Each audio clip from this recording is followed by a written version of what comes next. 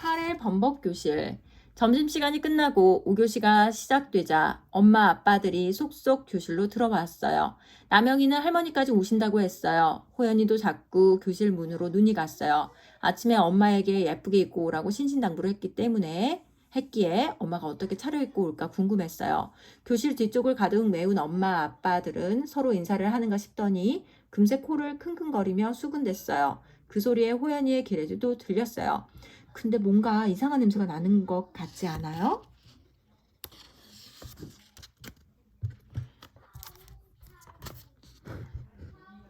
호연이는 선생님 치마에 묻은 카레 자국도 자꾸 신경이 쓰였어요. 선생님도 그런지 책이나 손으로 자꾸 치마를 가렸어요. 자, 이제 번데기가 어떻게 나비가 되는지 화면으로 볼까요? 선생님이 컴퓨터를 켜고 텔레비전 화면으로 연결해서 자료를 보여주려는데 뭔가 이상했어요. 선생님이 아무리 리모컨을 눌러도 텔레비전은 까만 화면만 보여주었어요. 선생님 속도 까맣게 타들어가는 것 같았어요. 리모컨으로 텔레비전을 끄고 다시 켜봐도 화면은 바뀌지 않았어요. 아이들도 웅성웅성. 공개 수업에 온 엄마 아빠들도 수군대기 시작했어요. 이상하다. 아침까지는 분명 말짱했는데 왜 이러지? 날이 덥지도 않은데 선생님의 콧등과 이마에 땀이 송글송글 맺혔어요. 선생님 저기! 맨 앞자리에 앉은 재원이가 손가락으로 컴퓨터를 가리켰어요. 컴퓨터가 뭐가 잘못됐니? 재원이가 가리킨 대로 선생님은 허리를 굽혀 컴퓨터를 살폈어요. 컴퓨터를 보기 위해 아이들도 자리에서 일어나 고개를 길게 뺐어요. 호연이는 앞자리까지 달려나갔어요.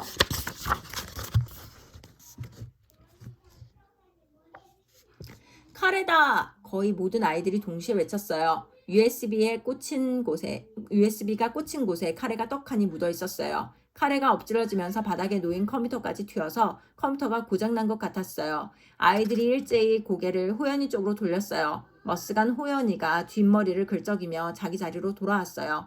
카레가 거기까지 튀었나? 혼잣말을 하듯 중얼거리는 호연이를 보며 엄마들이 다시 수군댔어요. 제가 카레를 엎질렀나 보네. 그러게 어쩐지 고리고리한 냄새가 나더라니. 그나저나 컴퓨터까지 고장나서 어떡해? 엄마들의 말을 들으며 호연이 얼굴이 점점 달아올랐어요. 살짝 고개를 돌려보니 엄마의 얼굴도 보련지를 찍어 바른 듯 빨갛게 변해가고 있었어요. 엄마도 눈치를 챈 것 같았어요.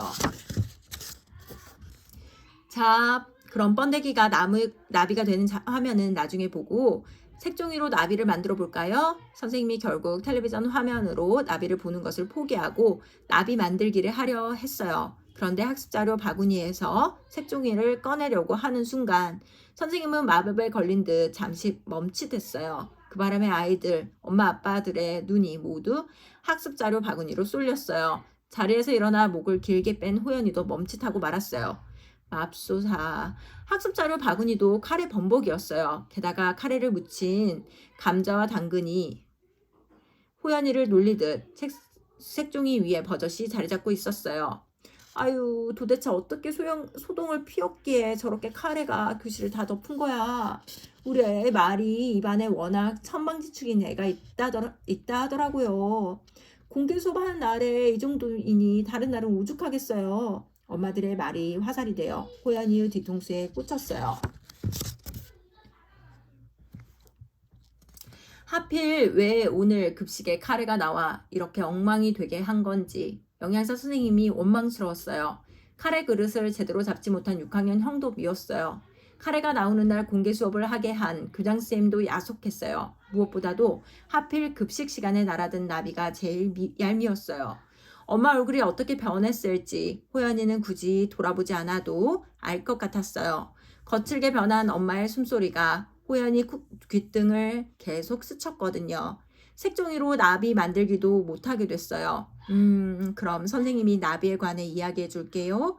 나비는 그러니까 번데기에서 준비한 자료를 다 못 쓰게 되자 선생님은 손에 분필을 하얗게 묻혀 가며 번데기가 나비가 되는 과정을 칠판에 열심히 그렸어요. 나비에 대한 이야기도 많이 들려주었어요. 그러나 아이들의 얼굴은 좀처럼 펴지지 않았어요. 호연이의 마음도 수백 마리의 나비가 들어와 날개를 파닥이는 듯 어지러웠어요. 내가 그런 게 아닌데. 아니 도대체 어떻게 했기에 교실이 온통 카레 범벅이 된 거야? 공개 수업을 마친 후 엄마는 코가 땅에 닿을 듯 선생님께 죄송하다고 인사를 했어요. 그러고는 교실 문을 나서자마자 호연이를 야단쳤어요. 그게 갑자기 나비가 들어와서 오늘 하필 카레 반찬인데 6학년 형이 그릇을 잘 안 잡아서 선생님이 안 계셔서 호연이는 계속 다른 사람 핑계를 댔어요. 공개 수업을 망쳤을 때는 좀 미안하고 민망했는데 막상 교실을 벗어나니 미안했던 마음은 봄바람에 금세 사라지고 말았어요. 엄마, 오늘 블럭 오는 날이죠? 이모가 며칠 전 생일 선물로 블럭 놀이 세트를 택배로 보냈다고 했어요. 다음 날부터 눈이 빠지게 기다렸는데 이모가 아무리 늦어도 오늘은 도착할 거라고 했거든요. 호연이는 카레 사건은 까맣게 잊고 블럭을 갖고 놀 생각에 다시금 마음이 둥둥 떴어요. 엄마 빨리 가요. 엄마는 그런 호연이를 어이없다는 듯 바라봤어요. 그때 엄마의 휴대전화가 울렸어요. 뭐? 이렇게 갑자기 손님을 부르면 어떡해? 무슨 음식을 해서 대접하나? 장부터 봐야 하는데 어쩌지?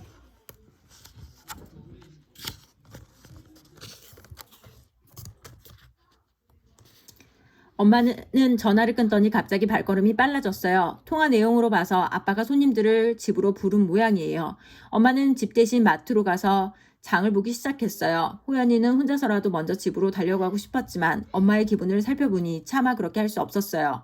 돼지고기도 좀 사야 하고 찌개는 시원하게 생태찌개가 좋겠지? 가만, 집에 무가 있던가? 호연이는 카트를 밀며 바삐 움직이는 엄마를 따로 두고 장난감 코너로 갔어요. 새로 나온 카드와 블록놀이를 만지작거리며 구경하려고요. 장난감 코너에는 호연이가 갖고 싶은 장난감들이 가득했어요. 한참 장난감 구경에 빠져있을 때였어요. 남자애 둘이 티격태격 장난치며 마구 뛰어다니더니 호연이 쪽으로 향해 냅다 달려왔어요. 둘은 서로 때리고 피하느라 옆에 있는 사람들을 제대로 보지 못해 여기저기 부딪히고 있었어요.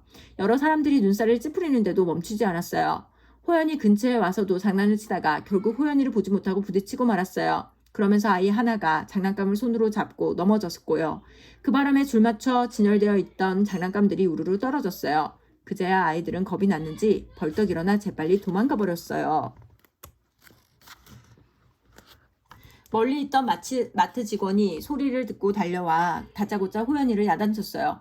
꼬마야, 마트에서 뛰면 어떡해? 호연이는 억울한 마음에 볼멘 소리로 대답했어요.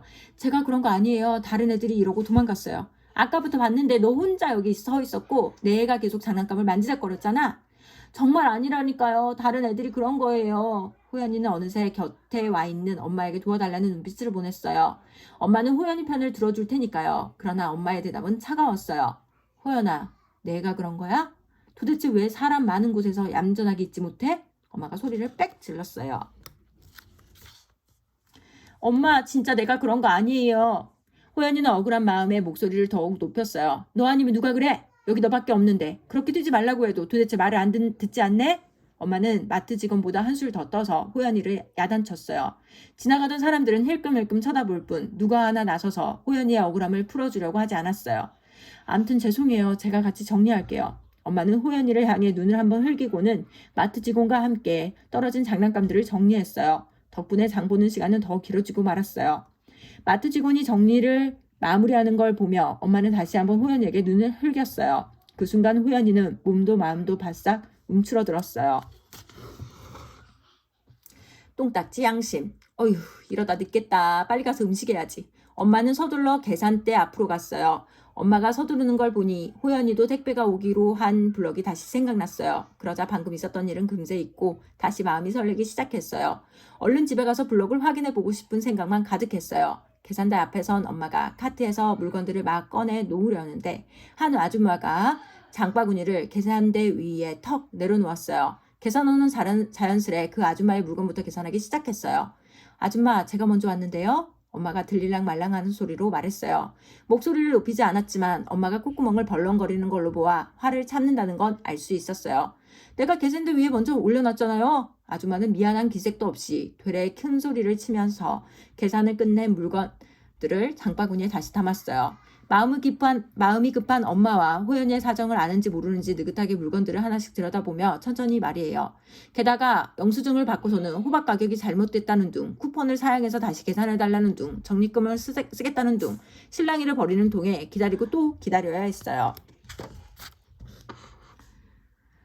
드디어 엄마 차례가 되자 엄마는 아줌마 뒤통수에 대고 들릴락 말락하게 한마디 쏘아붙였어요. 어디서 뻔뻔하게 새치기야? 호연이 귀에는 마치 자기에게 하는 말처럼 들렸어요. 급식 받을 때, 놀이공원에서 줄 설 때, 지하철이나 버스를 탈 때도 호연이는 새치기를 아주 당당하게 여겼어요.